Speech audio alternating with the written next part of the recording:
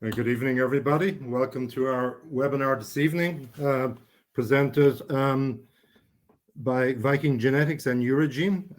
My name is Larry Burke, and I'll be the moderator for this evening. So our webinar this evening is Grazing Genetics, the Red Revolution. So what we're going to do tonight is we're going to learn a little bit about VikingReds and how it can help boost the health of your herd and the efficiency of your herd. You will be going through some scientifically proven results with the three-way crossbreeding using the VikingRed, and we will go through the benefits of structured crossbreeding within this system. Yes, so there's going to be a little bit of housekeeping this evening. So the webinar will be recorded for everybody and will be sent to everybody who participates tonight by email following the meeting.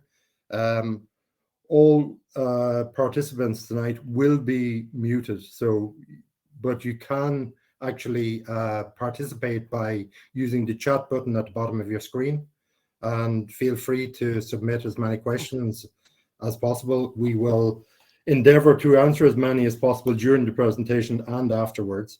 So if we don't get around to all of them, we will answer them later with email replies or whatever following the event. So, I think we have a very interesting presentation this evening, and we're very lucky to have, experts in the field. From the breeding end of it, we have Jakob Voergaard, and apologies if I have pronounced that incorrectly. Jakob is the senior breeding manager at VikingGenetics. He's been working in this area for 15 years, so he understands the breeding industry quite well, coming from an animal science background, and has a degree in that area, specializing in animal genetics. And at the moment, he is leading up the VikingRed breeding program with a major focus on a greener cow and a greener way of dairying. We also have tonight Aidan Deasy coming to us from Ballyhassig in Cork. Aidan has been using this breeding program for 6 years now, and he will go through the benefits and the reasoning behind why he went this route to start with. So I think there's quite a lot for everybody to learn out of this. So hopefully we'll manage to impart quite a bit of information to you, and fill in any questions that you may have around the benefits and what you can gain from that going forward. So we are coming from various different parts of the world tonight, so hopefully virtual meetings will work for us. It's a glitchy sort of an operation, but we'll hope for the best, and hopefully everybody sticks with us and gets benefit out of it. Okay, so I think Jakob, you're going to lead off this evening and start from there. Yes, thank you very much. I'll get the presentation started. Thank you very much, Larry, for this welcome. I'm very pleased that it's possible for me to tell you here about the VikingRed and the Grazing Genetics. A little bit about my own background. I grew up on a dairy farm, and I was supposed to be a farmer. However, I decided to study in university and figured out that it was more fun to work with cattle genetic than milking cow early in the morning. So I went breeding advising for 3 years after university, where I was advising both Holstein, Red, Jersey herds, and also crossbreeding. So I was working with many different cattle programs, herds, and so on, that give me a very deep insight knowledge of all the breeds, and especially crossbreeding and the benefit of that.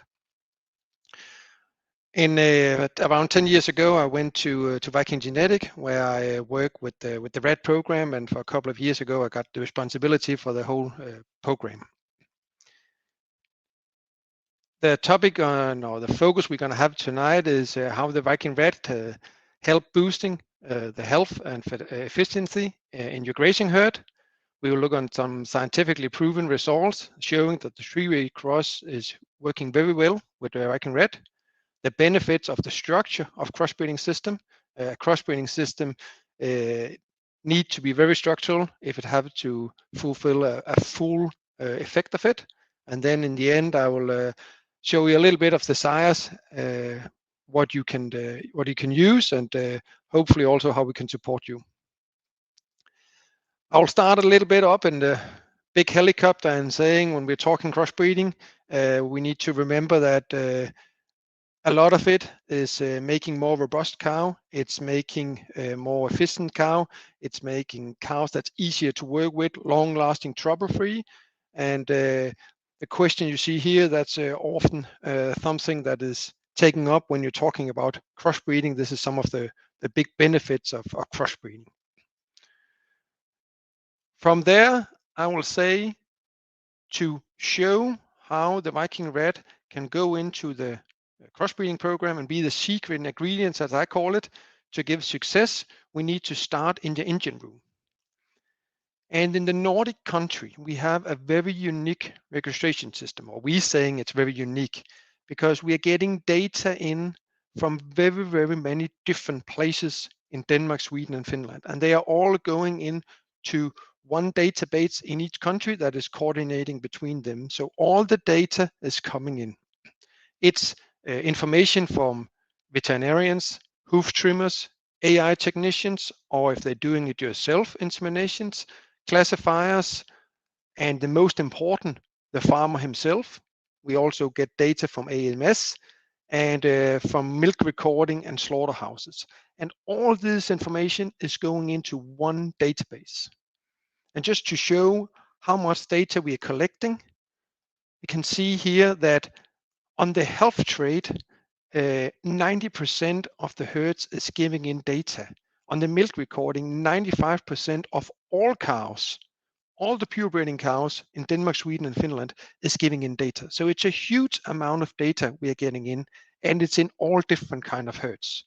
So on different level of management, different size. So we're getting a lot of data we can work with. 50% of the herd is classifying. We have a 95% information from fertility data. A matter of fact, 35% of the hoof trimming data is coming in. And why will farmers put all this data in?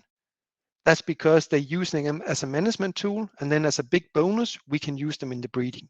So very many data behind. And we've done this for many, many years.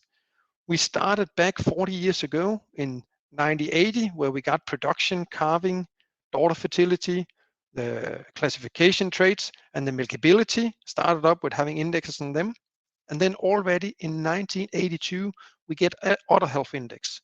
So we are working with health indexes now for 40 years to breeding a more healthy cow. In 87, we got a general health index coming in. In 2005, we got longevity and direct calving.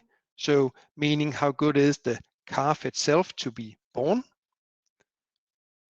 Then we had hoof health in 2011. That is 10 years ago, more than 10 years ago. So we have a lot of data coming into the system. 2016, we got the young stock survival. And here in 2020, we got the safe feed index. I'll come back to that later. But for many, many years, we collected a huge amount of data that we are using in our index system that make the indexes very reliable in the breeding system. All of this, we are in the Nordic country putting together in a total merit index called Nordic Total Merit, NTM, where all the traits is putting into economy weight. It's more than 90 sub-traits and 15 main traits we're working with. And we built our index up with 42% of the total index that is going for production and feed efficiency. Then we have 42 on health and reproduction and 15 on the confirmation.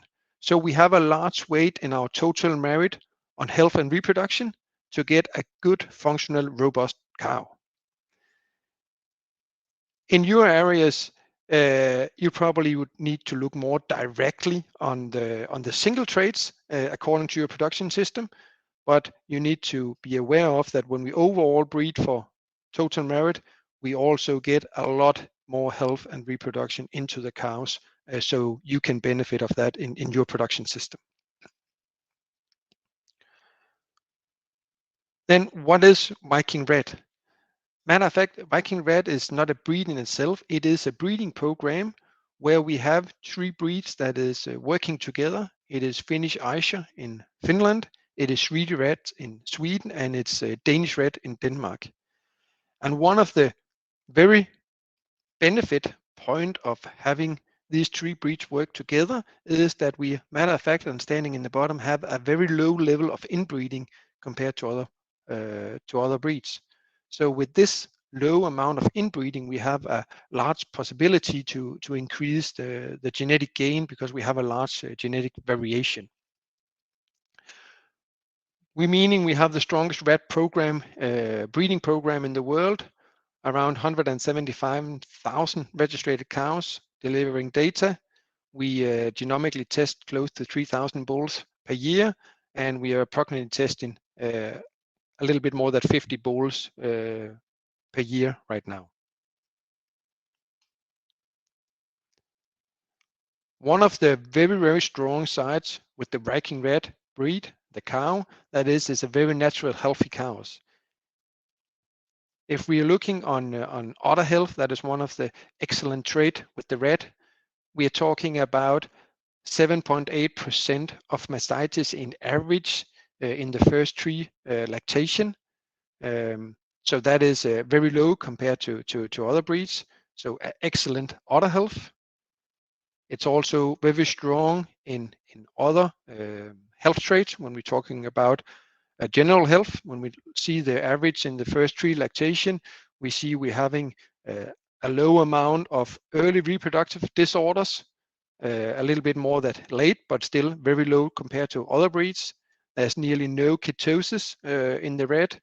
There's a little bit other metabolic disorders, but a very low number, and very few feet and leg problems.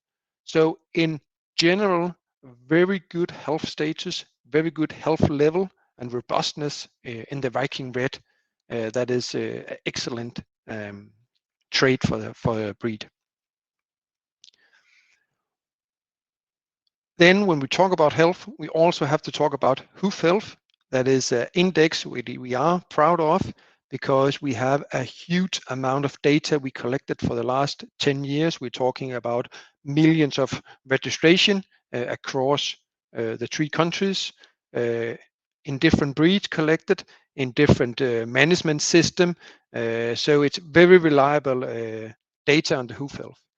To give an example here, because we're working with 7 different traits and it can be a little bit difficult to go into each of them, I rather put in and say we're having a bull called Tiago, an old proven sire. He had the hoof health on 130. But what does that mean?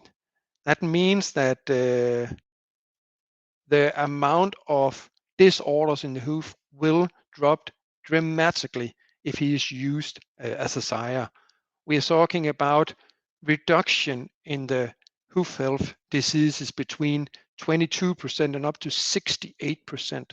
So it's having enormous value to go after hoof health. And when we're talking about grazing system, the hoof health is a very important trait. So the cows can walk a long distance, they can walk without problems, because a grazing cow that have hoof problems is not a good cow in the long run. If we are looking compared to other red breeds, how is it going with the red there? We put up here the main red population we see around the world. We have the VikingRed in Denmark, Sweden, and Finland. We have the Norwegian Red NIF, the Canadian Ayrshire, and then we have Australian and New Zealand with their red breeds. Productionally wise, this is the interval range, so this means the red don't have a genomic comparison between it. So this is the latest proven sires compared between the countries. It's giving a very good idea about the genetic level in each country, because the proven sire is the foundation for the next generation of genomic. If we're looking on production, we see that the Nordic country, Denmark, Sweden, Finland, have 103 in production, so a high production level and a lot higher compared to the other populations, so very strong in production. But it's very nice to see at the same time it's also strong in udder health, so we're keeping a high production and a high udder health at the same time. And I don't have it in here, but also at the same time, the milking speed level for the Viking Red is the highest among the red breeds. So it's combining the good production, the good udder health, and a high milking speed at the same time. The daughter fertility is around average compared to other breeds, which is good compared to the good production. But we can see that the Norwegian Red, and we are aware of that, and they are better in fertility. The main reason for that is that they have been breeding only for fertility for many years. They've been focused very, very hard on fertility, but that's also meaning that the genetic trait trend in many of the other traits have been lower, meaning that if we are looking on average over here, they have some very low indexes that where they have lost going so much for fertility, and we are saying we rather breed for the whole package, so we are getting a good overall cow and not a cow that's excellent in one trait but have a lot of other challenges. If we're looking on the calving traits, the direct, how easy the calf is to get born, the red is around average. And if we're looking on the ability for the cow to get the calf, Viking Red is doing quite well compared to Norway and Canada. Then the longevity, the long-lasting cows. Longevity is very much correlated to the functional trait, the health trait, and we can really see here what it means when you have healthy cows. It's really affecting the longevity, where the Viking Red have a significant higher longevity than all other red breeds. Are we looking on the frame, the size of the cow? We see that the Viking Red have a lower score in frame, and here we need to remember that frame index is a little bit different because it's telling the size of the cow. So a large index is saying that the cow is bigger, while a smaller index say the cows are smaller. So from the frame, we can see that the Viking Red cow is a little smaller compared to Norway and Canada, which is just a benefit when we're talking the spring block calving, when we're talking about a three-way rotation cross with Jersey. Then the other conformation, Viking Red and Canadian Ayrshire is nearly on the same level, while we are having a lower level for the Norwegian Red in the other conformation. But overall, I'm quite satisfied with how it looked like for the red. It's a cow that have the full package all over it without any huge holes anyway in the indexes. If we're looking on feed efficiency, we are breeding for higher efficiency in the cows, and we're having a unique system in the Nordic country. This is a foundation in the Safe Feed Index, which was launched in 2020, where we have the safe feed, and that is equal to the maintenance. The maintenance is live weight measured and confirmation traits, deciding how big is the cow, because a bigger cow need more feed for maintenance. And then it's the metabolic efficiency, showing how good is the cow to convert feed into milk. So that together gives safe feed. The last part here, the metabolic, is the one that is very, very difficult to measure. But we have what we still think solved the problem in a very, very good way. We have made a camera system. You can see up here all the cameras hanging in the ceiling, where we are measuring the feed intake on individual cows, and we measure it in their normal condition. So there's nothing disturbing their normal behavior in the barn. They're going there, they're not knowing that they are cameraed all the time. We get the full lactation, we get more lactation, so we both get first, second, and third lactation. So we collect data for the whole lactation, for many lactation, for many cows. And for the red, we are collecting data from 2,000 cows every year as it looks now, and hopefully we will get more data in. But we also get in for Jersey cows, 2,000 Jersey cows per year, and 3,000 Holstein cows. So when I'm going to talk later about the crossbreeding with Golden Cross, where these 3 breeds is going into, we can give data on feed efficiency for all the breeds with our system. But how is it working? It's a little bit unique because we are taking a picture when the cow, for example, have been milking and they are returning back from the milking parlor. We are taking a picture of them and they convert that to a deep picture. And from this deep picture, they can recognize, just as Facebook use face recognition, they can use the same algorithm on the back of the cow, so we can identify the cow by the picture of it. So when the cow is identified, the cow is coming out, standing and eating, camera is hanging here, taking these pictures every 5 seconds. And what's happening? It is showing the distance from the camera to the floor. So here the distance is 4.5 meters, and the distance to the top of the feed is 4.2 meters. So what it's measuring is when a cow is standing and eating feeds, but also pushing it around, dropping feed and so on, we go in and see, okay, the cow is standing here. It have been removing 4.39 liters. It have added 10.75 pushed around.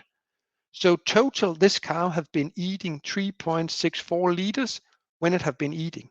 And then we can calculate the liters into feed because we know how many kilo a liter of feed is. On that way, we can measure feed intake in a normal barn where they have put up the cameras. So on this way, we have feed efficiency index where we have real data going in for how efficient are the cows in production. One thing is cow, but we also have the heifers, and we made a Danish study where we put in 62 heifers.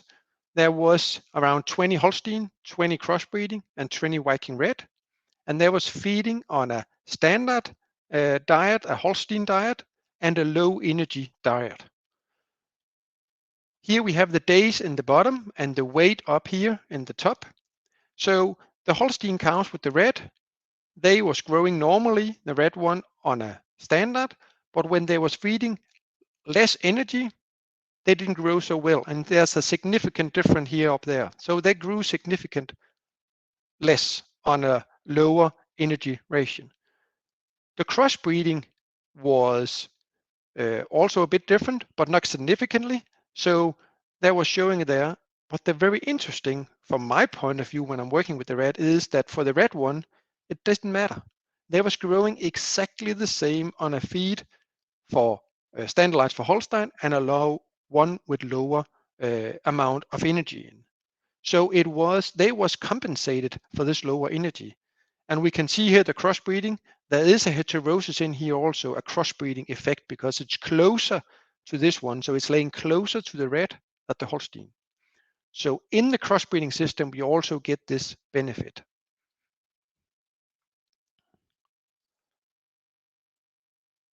But how can this be? The VikingReds have a higher capacity to grow on feed with less energy. And the reason for that is that they are increasing the amount of feed intake. So they're increasing the dry matter, but the feed ration with less energy, that was cheaper to make. So in that way, they save money. It have a positive effect over to the crossbreeding. But the very, very important thing here when we're talking grazing is that the VikingRed's capacity to grow in less energy, that is also very valuable when we are in a grazing system where the amount of feed from the grass can vary over a season. So if you're having in a season where you have some periods where there's not too much grass, the VikingRed they don't care. They just increase their intake so they can grow the same, while we're having for the Holstein, they maybe have in some period difficult to grow enough. So the red here show really a good capacity in the grazing systems. And then I'll let it over to Larry. There should be a question now.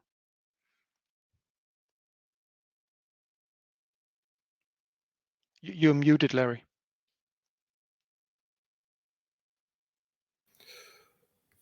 You want to run the poll now? Yes. Yes. Okay, well, we're going to run a poll where each one of you can vote on what your priority would be. And there's 5 different choices on which you can vote. So it'll be which of these 5 VikingRed strengths is a top priority for your herd, for your particular herd. And that will be health, fertility, grazing efficiency, production, and longevity. So they're all key strengths of the VikingRed, but we just want to know from everybody what you would regard as being the top priority for your herd. So I'll just go through them again. It'll be health, number 1, fertility, number 2, grazing efficiency, number 3, production, number 4, and longevity, number 5. So they are all very important factors for everybody here in Ireland, particularly the health and grazing efficiency. If cows can't graze in Ireland, they're of little use to us. So yeah, I won't try to influence it, but yeah, I would be very interested to see what the poll comes back at the end of the evening on that. So if you could do that, each one of you, it would be brilliant to have the feedback from you. Yeah, so by all means, keep putting in your questions there on the chat button. Just click on the chat button at the bottom of your screen and submit your questions to us, and we'll endeavor to answer them. There's a lot of stats being thrown at us, a lot of very important and interesting ones, particularly around the sort of health and the information gathering that's happening in Scandinavia. It's really, really interesting to see stats like 95% of all cows being milk recorded. We would be very, very happy to see stats like that here in Ireland. So yeah, look at there's some lessons we can learn from how those sets of information are being correlated and then being processed back via the herd and into the bulls and producing the sort of bulls that are going to be efficient and productive for us in the future. So yeah, thanks, Jakob. Super. I will go on with the second part of it here, because one thing is VikingRed, but we also need to look on the crossbreeding, because the VikingRed is ideal for crushing, because it will boost the health and the fertility and efficiency in a crossbreeding program. When we are looking on crossbreeding, we see a big benefit of it right now in New Zealand, Australia, UK, Ireland, and other countries with the crossbreeding, where we're putting in the red and into the golden cross. But to have an efficiency program, it's very important that it's structural. So this the system should be put, or the crossbreeding should be put in system to maximize the heterosis. We are thereby avoiding inbreeding risk when we select the best sires from each breeds, and we're using the strengths from each breed to perfect combination. I'll come back to the last later. But just a summary, what's happened when we go from 2 to 3 breeds. For heterosis is a crossbreeding effect. We go from 67% heterosis, and for the 3 ways we get 86. So we have a quite significant increase in crossbreeding effect going from 2 to 3 breeds. For when we're talking about spring calving, we are talking about grazing. The Viking Golden Cross system using the 3 breeds, the Holstein, the Red, and the Jersey, is very suitable for that. And we put in here our 3 breeds in Viking that's work very, very fine together. If we are starting with the red is coming in with the health, it's coming in with the calving traits, coming in with the longevity.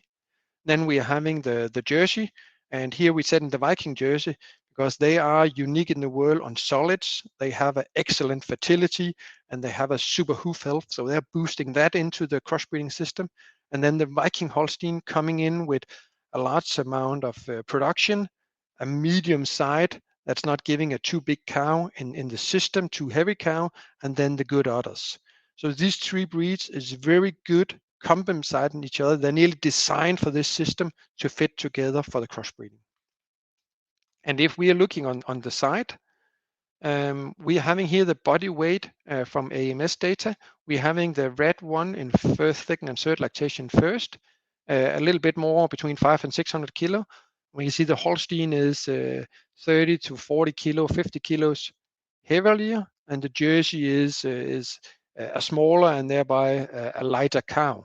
But what's interesting here is also to see the stature, where the red is on 141, Holstein is 149, and the Jersey on 130. So with the red, you will get a cow that is smaller in stature, but still have some capacity for the grazing.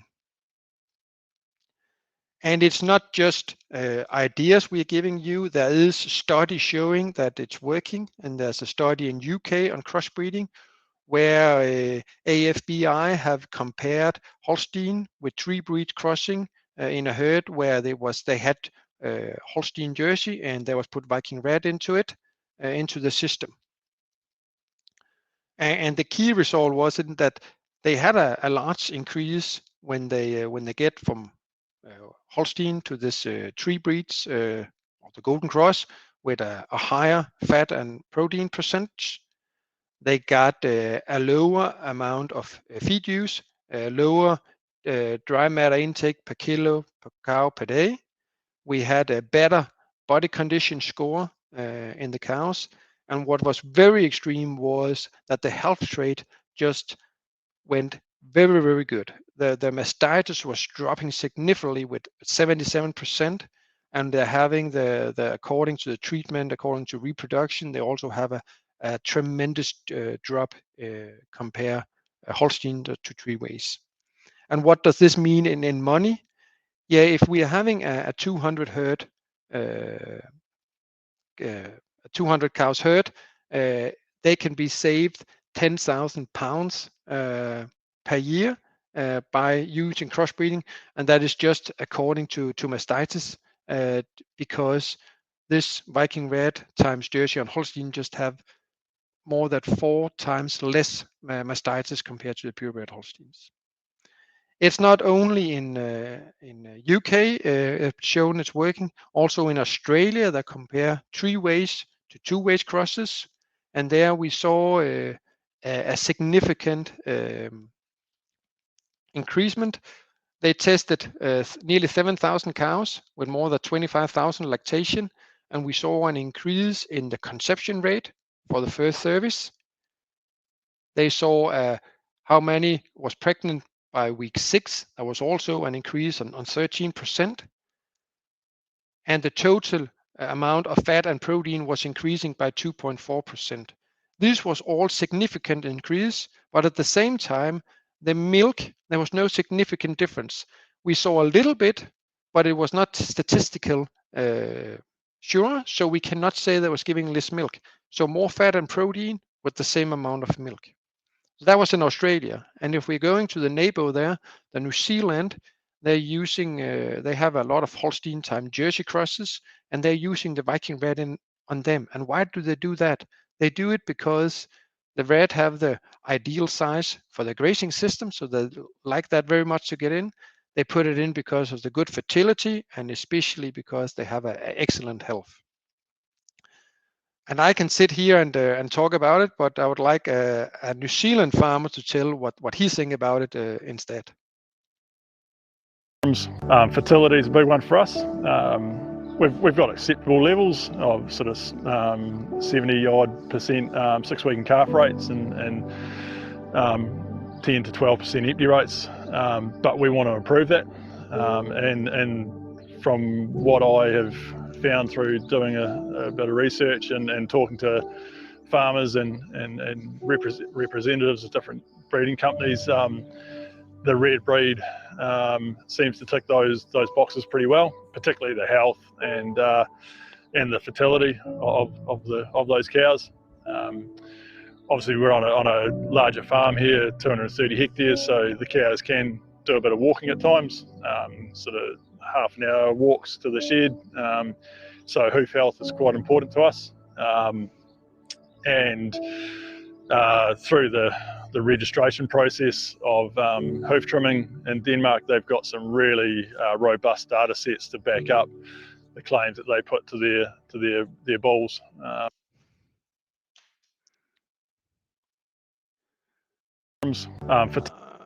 Yes.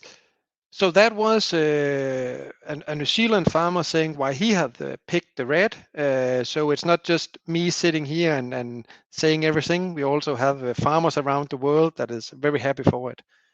But just here to end up with the crossbreeding is, how do we go from a two-way cross to a golden cross system? It is, if you're having a Jersey Holstein cross today, you're mating in the red breed, then you can put in the Jersey, put in the Holstein, and then going around keeping on that way. But it's very important that it's systematically, so you get the full effect of it.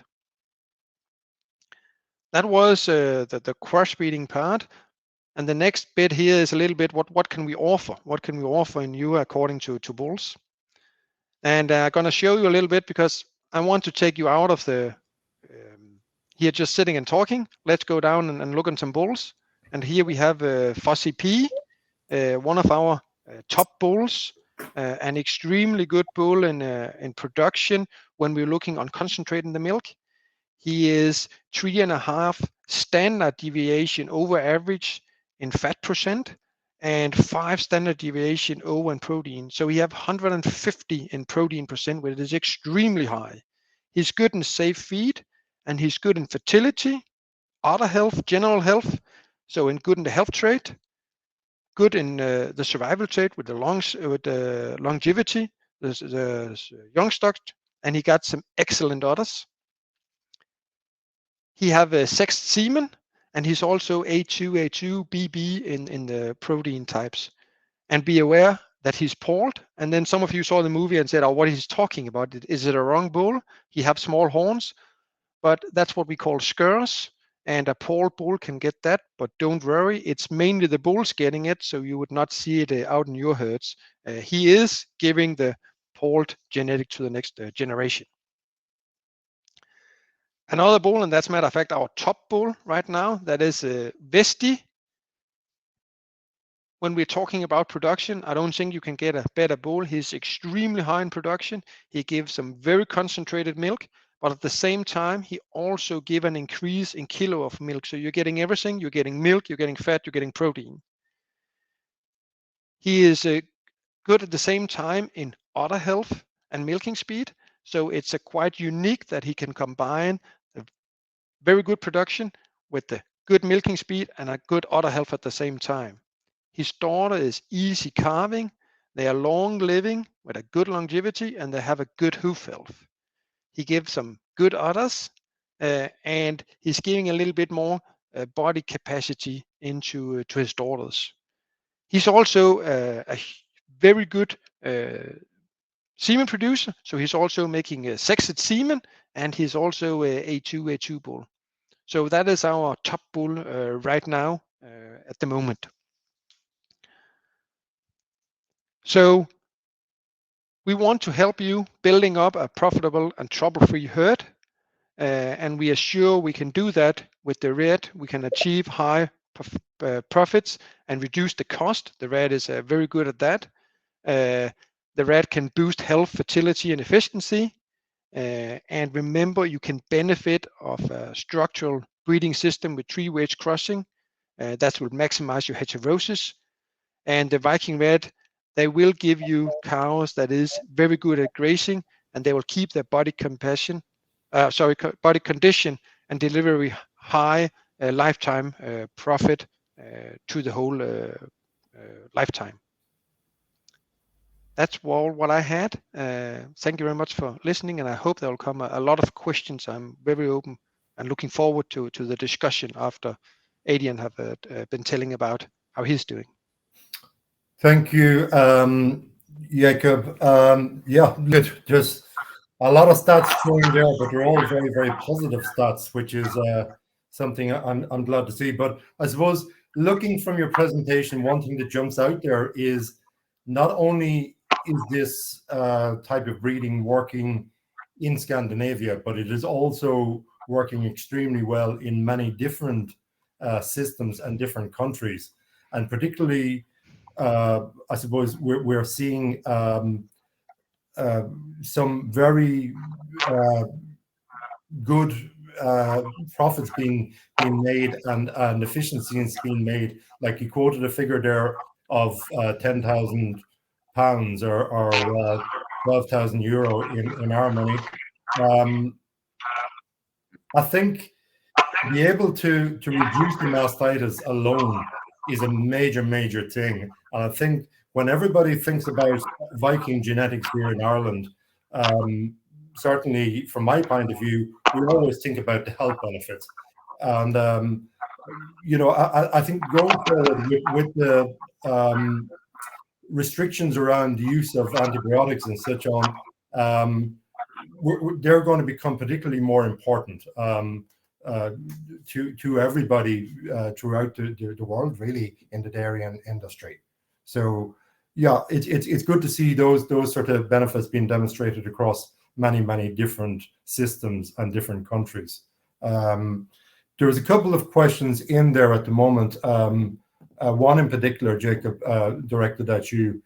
If you're starting with a traditional black and white or Holstein Friesian herd, what would you consider be the next best cross to start with for somebody starting out in this system? First of all, I think it's very important to look on your production and your stable system, where you're delivering milk, your whole business, and then say, okay, what kind of cow? Because if you're starting with the Jersey into it and then put red after it, you will get smaller cows. So can your system handle the big Holstein and the smaller crossbreeding Jersey Holstein at the same time? If that's a challenge, then I would say go after the red first. Then you would get some crossbreeding cows that's only a little bit smaller than the Holstein that will still fit to the system. You will have cows that is still quite similar, and then when the Jersey come in, most of the Holstein will be gone out, so you have a more smooth if size is a challenge for you. But depending of your system, but normally I would say go for the red and then for the Jersey to get this smooth transaction in the size of the herd and thereby the variation. Okay, and just to turn that a different way, if you're starting out with a Jersey cross cow, you would suggest that then the next option is back to red also. Yeah, if you have a cross today, Jersey Holstein cross, I would definitely put red on it and then go back with the other breeds again. Yeah, so there will be a smooth transition from black and white or Holstein to the red using that cross. You will not see a massive difference in the size or type of animal that you're getting from that. Maybe a more robust animal, but the overall sort of physical traits of the animal will not be drastically changed. Of course, I talk with some farmers, if they have a soil that demand lighter cow quite fast, if you go for the Jersey, you will get a lot lighter cow, and then go in for red, you would again still have this lighter animals. But if you're going for the Jersey, you will have a lot faster reduction. So it's very much what production system do we have and what fit into your system. I will say do that calculation first and then see what fits your system. But mainly it is the size that will decide it, I would say. Okay, very well answered, yeah. Thank you very much. I think we'll move on to Aidan. As we said before, Aidan is living this system already, having moved into this system 6 years ago. Aidan, is it? 6 years, yeah. I suppose really it's only the last 3 years we've seen any kind of benefit, because we started 6 years ago and it took 3 years before the first animal started milking. I suppose a bit of background as to why I went down this route was in 2013 we switched over from parlour milking to robotic milking. And I suppose with the abolition of quotas in 2015, we wanted to push the cows a bit harder because we were able to, and that brought a lot of challenges in itself. Health was the one thing we found that was the first thing that really affected us: feet, mastitis. So we just happened to get a visit from Eurogene, and he brought Aidan Deasy from VikingGenetics to me at the time, and I suppose I just told him the challenges we were having with our system and it being robotic as well. He was able to put a solution in place for me very, very quickly. Milk speed is probably the main challenge we were having at the time we arrived. Milk speed and feet, and on a robotic system, milk speed is everything. We were finding that the heifers calving down about 20% were having a box time of 15 minutes, which is far too slow. And I suppose I was very reluctant the first year to go very heavy into crossbreeding because we had a Holstein herd, and I didn't want to throw away all this work we had put in over the past 25-30 years. But really, I suppose when the calves started landing on the ground a year later, I realized, we'll go full on into this. So everything now at the moment gets a red initially, and then it's a jersey after that. Seen a big increase in my solids. So just to give you an example, in 2018, my average fat and protein was 4% fat, 3.5 protein. This year, my average fat and protein is 4.36 fat and 3.63 protein. It's basically 685 kgs of milk solids per cow is what they're producing.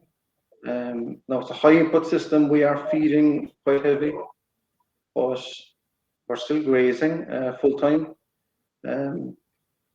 So for me, it's definitely given me a much better, more profitable cow than I had, and an invisible cow that doesn't give me any trouble. When I look into a cow's card at the end of the season or in the lactation, and I see no treatments for that cow for the year, that's what I'm looking for. So I'm very, very happy with the cross so far. Anyway. Okay. And Aidan, how many cows are you actually milking at the moment? So well, at the moment we're actually drying off cows at the moment. What size is the herd is what I mean. So the size of the herd is about 180 cows. Okay. We peak at 200 cows milking, and we basically take out the less efficient cows and sell them to somebody else, and milk most of the season with 180 cows. Okay, so just getting back to you starting out, you said you were unhappy with the throughput of heifers spending 15 minutes in the box in the robot. What have you seen change on that with your first cross? I see a massive increase in milk speed. I mean, straight away. And of course, the other thing was that we were inclined to, for the first 6 weeks, we were putting everything calf to a Holstein initially for crossbreeding, and we were keeping all the earliest heifers out of those, and sure, we weren't keeping our best stock. So by doing the program with VikingGenetics, they basically looked at my herd, told me who I need to breed from, and who I need to give a beef bull to. Put a structure in place. There was no structure when I think of it. I mean, it was basically first come, first served, and first calf down were the ones we kept. And that's traditionally what we were doing, which is actually the wrong way to do it. We were keeping cows that were very, very fertile, but weren't my most profitable cows. So it's just, How did you go about collecting those cows, Aidan? To go from just keeping whatever happened to produce an early calf to,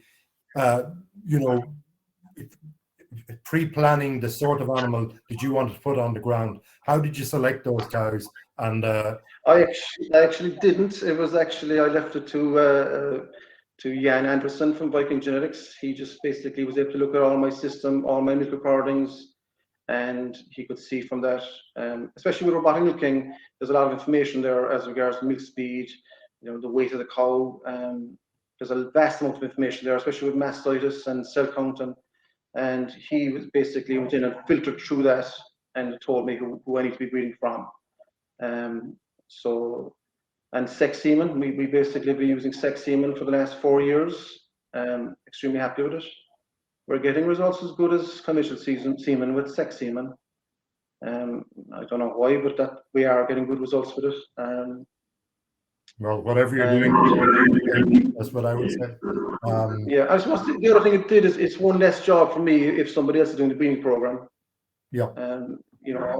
I'm not an expert. You can't be an expert in every field. So I'd rather, I think you're better off, in my situation anyway, is letting somebody who knows about breeding and about genetics, let them see after that side of things. Okay, so you begun initially. You would have got suggested to you from our senior breeding advisor down in that area manager, Philip Whitley, would have suggested that, and then brought Jan on board. So Philip has continued on that service for you. Since. He's doing a great job, to be fair to him. Puts a lot of time and effort into it. Yeah. Makes my life very, very easy. I mean, the challenge for him is just to make sure that the semen in the pot on the day that we need it. So. Yeah. Hopefully we'll stand up to that challenge. But yeah, look at, you're dead right. It's not easy to be an expert in all fields, but luckily when you have somebody like Philip there who is passionate about the breeding and passionate about the whole program, it's good to have that sort of backup and service, and hopefully we're giving you the service that you require in order to achieve your optimal in those programs. And he's a nice guy as well, which helps. Yeah, it does help. Yeah, it does help. But yeah, so you've been at this for 6 years, as you say. So the first, you won't have your full three-way crosses just yet. But last year was our first year with three-way crosses, and okay. I didn't have enough for them, if I'm being honest. Right. And can you just tell me, let's say, what your first cross, what you saw with your first cross, and then what you're seeing with your three-way crosses. So just maybe talk me through how that breeding went, how the steps went, and what differences you saw within those steps. Yeah, so I suppose looking at year one, we maybe did 50% with Danish Red, okay, and the rest were Holstein. Year two, we went to 100% Danish Red on cows, and all my in-calf heifers, maiden heifers, were put in calf to Jersey. Now what we found is that it's a bit like Jakob was saying. I would prefer to cross with Red first and then the Jersey afterwards, because we found that there's a huge change in size between the Jersey cross with a Holstein and a Red cross with a Holstein, and even the third cross from to a Jersey at the end of it, they're much bigger animals than a Jersey cross with a Holstein. So my preference would be to cross with a Red first, then with a Jersey, and then go back to Holstein, just to have more even sized herd.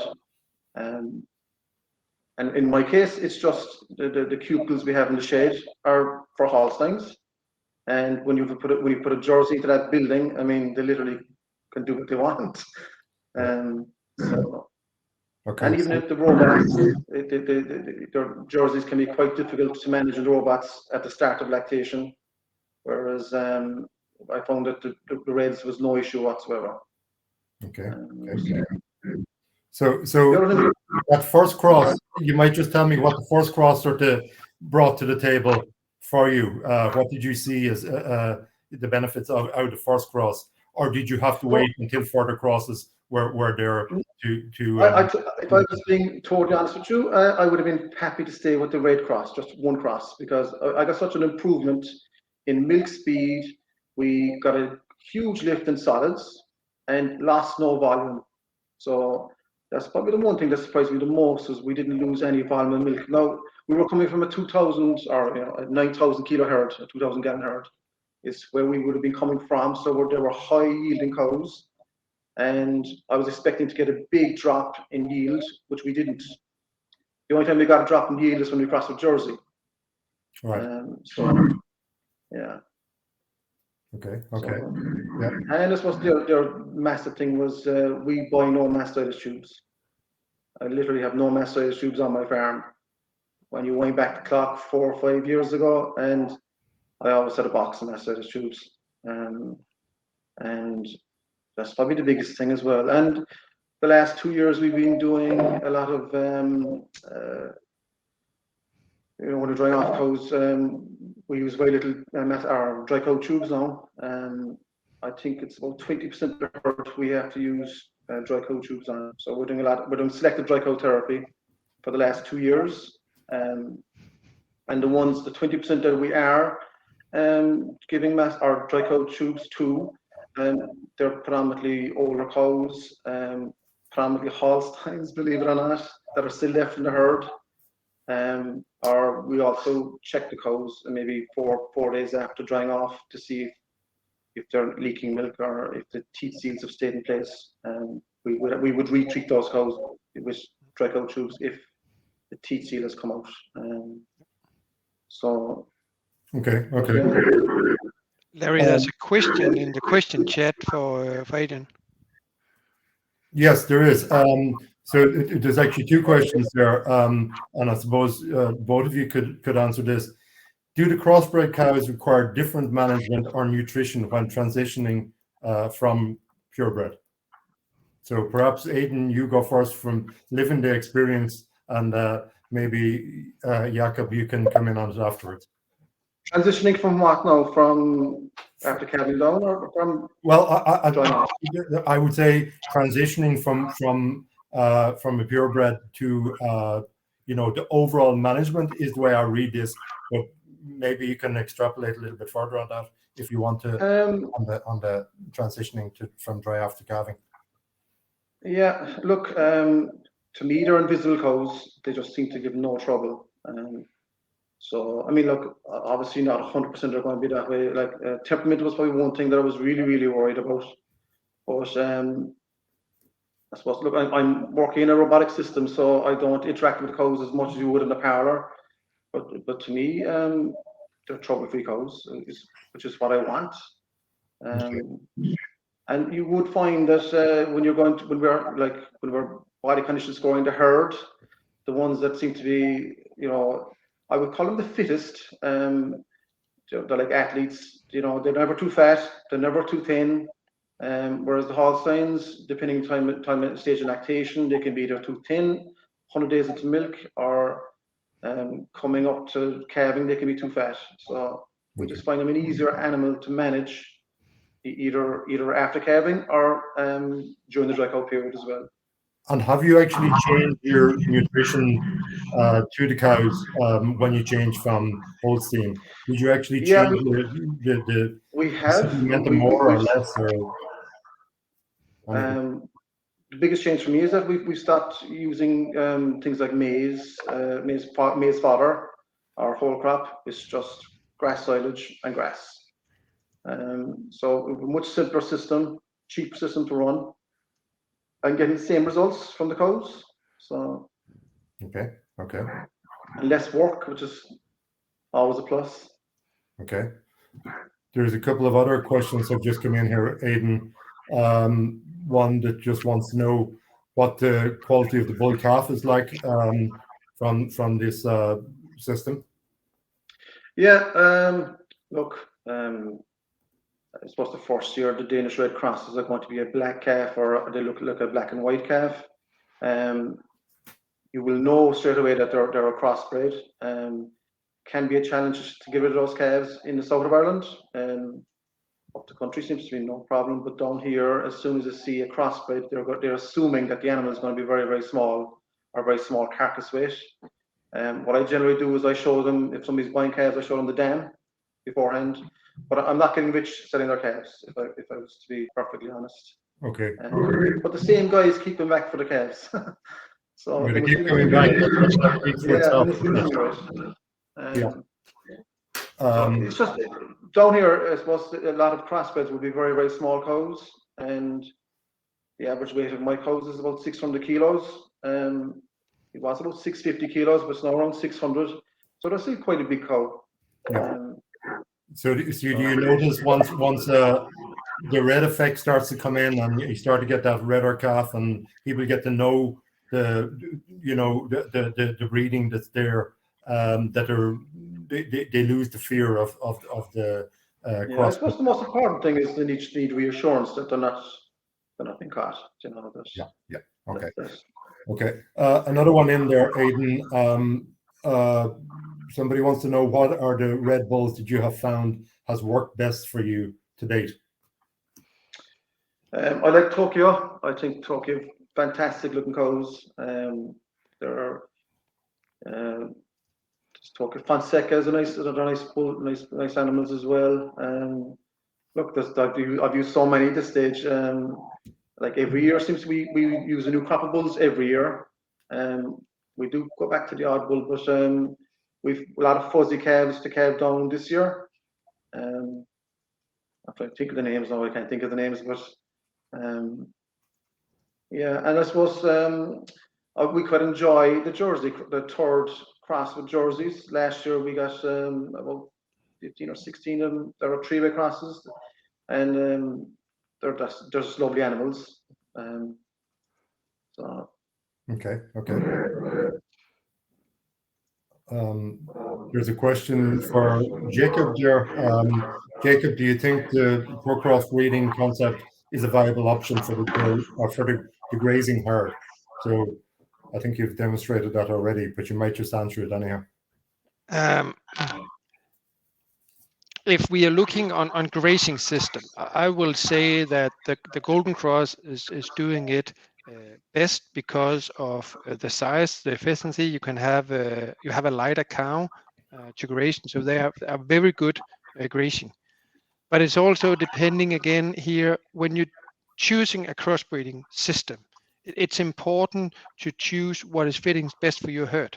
So if you are having a herd where you're putting your cows in the barn for a longer period, where you're feeding them very intensively and have a very, very intensive system, the Pro Cross can do very, very well.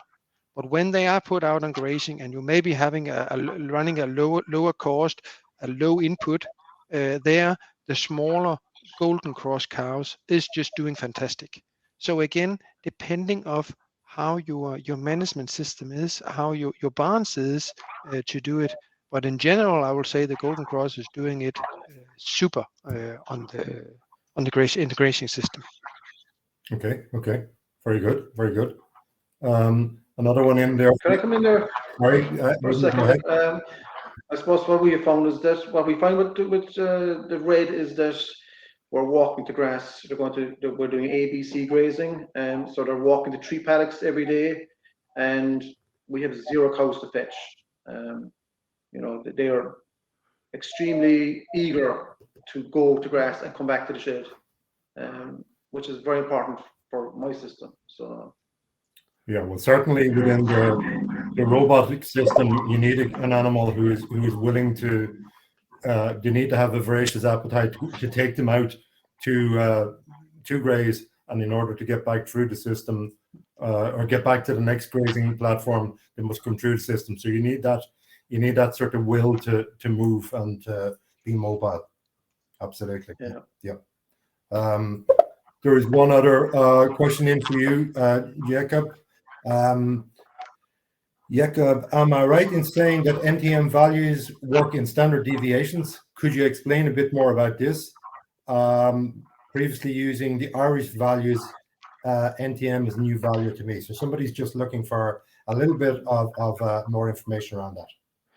Yes, NTM is 0 is average, and yes, I know it's a little bit funny, but when we made now Nordic evaluation that calculated the indexes, it was a combining from Denmark, Sweden, Finland, and sometimes you make some compromise, and compromise was that NTM have 0 on average, and a standard deviation and 10, meaning that from -10 to +10, 68% of the animals will be in that group. And the base for us, that is cows that is 3 to 5 years old. So 0, so the cows 3 to 5 years old is 0, that's the average. And the beauty of that is that what I say is the base is the cows you have milking in your barn, because most of the cows in the barn is 3 to 5 years old. So the base is going out in the herds. You can see them every day. And we have what we call a rolling base. So every time we calculate new indexes every quarter, we are putting in a new quarter of animals in the base and dropping the last one. So we have a rolling base all the time. NTM is 0. All other traits we have is 100, but they have also 10 in standard deviation. I have some few questions here in the question chat also, Larry. I just, Phil asked me to say it for everybody. There was a question if hoof health is better in the VikingReds compared to other breeds in the Scandinavian, for example, the Holstein. And the VikingRed has a better hoof health than Holstein. It has one of the best hoof health when we're looking on the larger breed, better than Montbéliard and Fleckvieh. And if we're looking on Jersey, they're just unique. Nobody can handle with Jersey. It's a smaller cow. They have the black hoof. They have an excellent hoof. So the best hoof health in the world, that is Jersey. But I think VikingRed is fighting about the second place, that they have a quite good hoof health. And then I have one other question here, if that's okay, Larry? Yeah, you fire away. There was a question about our sexed semen availability in 4 million. And we have discussed this 2 and 4 million a lot. In VikingGenetics, we turn it a little bit around. We're looking at it a little bit different way. What we are saying is that we want your farmer to have the same quality all the time. So when you're buying a sexed dose, you're getting a quality of the semen. We're setting a high limit for the semen, and you can always be sure that the sexed semen have that quality. Some bull, they have a pure semen quality. So what we do is, for some of them, we increase the amount of doses so you can be sure of the sperm cells. So some of them will maybe be 3, 4, 5 millions, but we are sure that we are reaching this limit. On this way, we're saying that it doesn't matter if it's 2 or 4. What we can say to you is that you always get a sexed dose with a high quality of semen. Then we will take care behind it that the limit is reached for it. Because just to have a 4 million is not meaning you're getting a better quality than 2 into it. Yeah.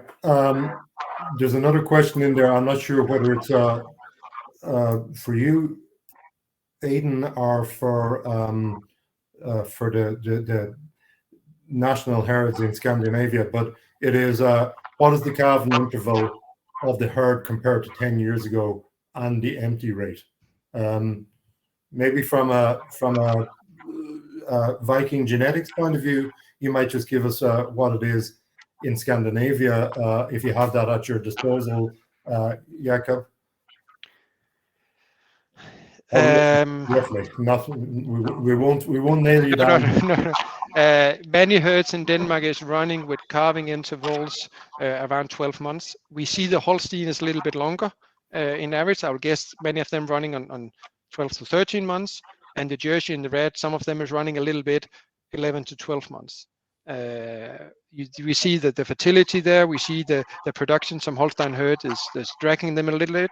Be aware that we don't have a grazing season. Many of the cows is in barn whole year round, so we are not affected of a spring block calving or something like that.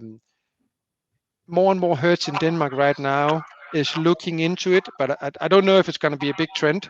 But some are still looking into having longer lactation. When we're talking about all this climate, they said if we have longer lactation, you can have less offspring and then maybe reduce on that way. But we don't really have seen, some have success, but we also seen herds that tried it with very pure success. So let's see what's happening. But I will say 12 to 13 months in average, and it have not changed a lot over the years. The fertility have been better, but the decision from the farmer have changed, that they are not starting the cows. They want a certain time of lactation. So that's why they just push it that the other way around. Okay. Aidan, would you like to comment about calving interval or any changes in your own herd personally on that? My calving interval is 371, and we usually have about 9% empty weight. I think last year was 8% empty weight, so I'm very happy with that. Okay. We have 50 heifers coming in this year. There was 49 in calf, 1 not in calf. That's with two sex semen straws on average. So, okay. Right. Okay, there was one other question there about hoof health and the differences. Jakob, did you might be able to explain that? Is there a difference in hoof health quality from VikingRed versus Holstein? Yeah, that's one I had before. We covered that one, Larry. Have we? Sorry, apologies. No problem. I saw. Given my experience on it is, we were having trouble with digital dermatitis, and so we have hoof trimmer come in, basically treating animals rather than actually doing routine trimming. Whereas we're at the stage now where there's very, very few treatments, and it's just routine trimming. Okay. You're still going to have to trim them either way. That you will get, longer horns or whatever. But so. Okay. There's a little follow-up, Larry, and according to the calving interval, and yes, it is in Denmark. A normal herd in Denmark, they have calving all year round, so they decide when to put them into the breeding. So that's why some of them can, for example, first lactation, they maybe say 12, 11 months or 13 months, depending on what strategy, and maybe the later lactation they take. So it's different. Compare how it's working in each herd, but we have calving all year round, so it's not so important for us. Okay. I'm conscious of the fact that we have run over our allocated time, so I'm not going to labor it much longer.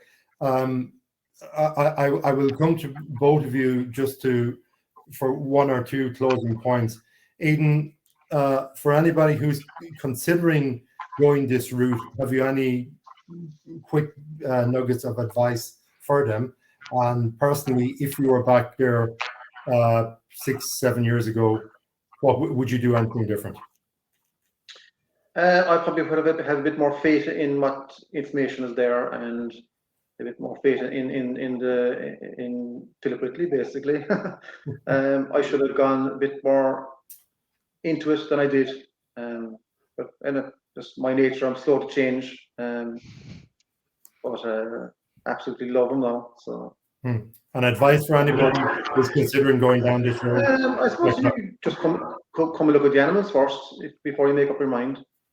And I suppose trust the information that's there, trust the data. Brilliant. Yep. Jakob, would you like to give me a closing comment or two? Yeah. Not so much a comment, just to encourage all of you still listening. If you don't have it today, find a herd that's crossbreeding with the 3 weights. Go out, visit them, see how it's working, see the benefit of it. Because the challenge with the cattle breeding, if you're starting now, it's taking many years before you see the results. And then maybe you start with a little bit, and as Aidan said, it can be a slow start. Go out, see it, look the data. I'm sure there's some great breeding advisor that can tell a lot more about it, but just jump into it. It's effective, it's profit, you get trouble-free cow, you get an easy life, so just go into it. Okay, thanks, Jakob. And on that point, we will be doing some organized sort of tours and open days throughout the year. So any of you who are interested in perhaps visiting some of these cows, we will be trying to organize some visuals, because I think all of us as farmers, there's no substitute for seeing the cow in front of you. We can read all the brochures and glossy magazines, but physically seeing the cow in general, it makes up our mind. We're all sort of, we all like to see, touch, feel the article in front of us. So we will be trying to do that. So anybody who's interested in that, by all means, contact any one of our breeding advisors. And for any more information in the meantime, make contact with many very, very good breeding advisors. They're all very good, just in case anybody gets any different. But make contact with them. We'll get the information to you. We will have a new colored breeds catalog coming out shortly, which will contain a large number of VikingReds in it. So all that's left for me to say is thank you all for joining us tonight. Thank you, Jakob, for your presentation. Aidan, brilliant to hear for somebody who has lived it, done it, proven that it works, and is satisfied at the end of the day. So look, we're all very, very conscious of what we do within our herd, especially with welfare issues and new sort of regulations and everything that's coming down the line. It's nice to be doing something that's working and proven to be working. So well done. So after that, I'll just say thank you, everybody. And the presentation will be emailed out to everybody in due course. So thank you all and good night. Thank you and good night. Thank you.